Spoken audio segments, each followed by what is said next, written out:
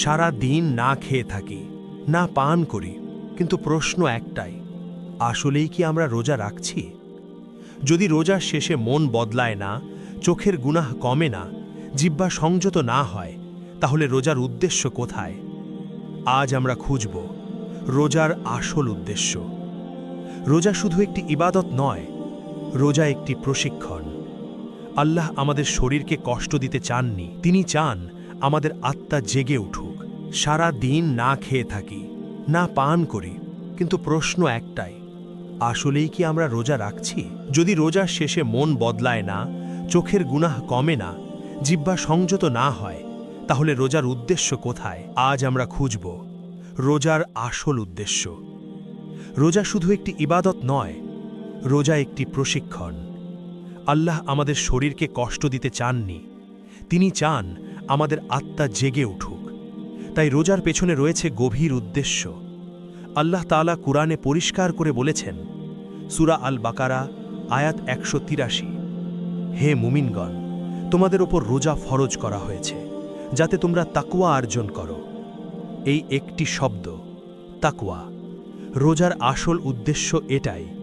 তাকওয়া মানে আল্লাহকে ভয় করা নয় শুধু, তাকওয়া মানে আল্লাহ সব সময় আমাকে দেখছেন, এই অনুভূতি নিয়ে বাঁচা। রোজা আমাদের শেখায় ক্ষুধার মাঝেও গুনাহ থেকে দূরে থাকতে, একাকিত্বেও আল্লাহকে ভুলে না যেতে।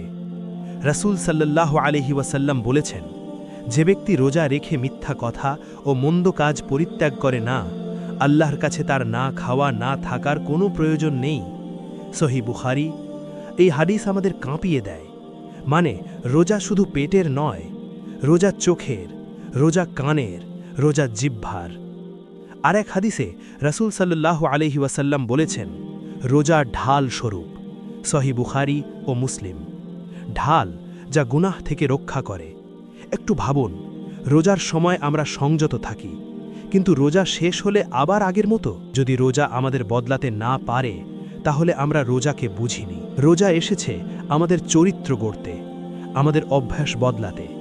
প্রিয় ভাই ও বোন, রোজা কেবল একটি মাস নয়, এটা সারা জীবনের শিক্ষা।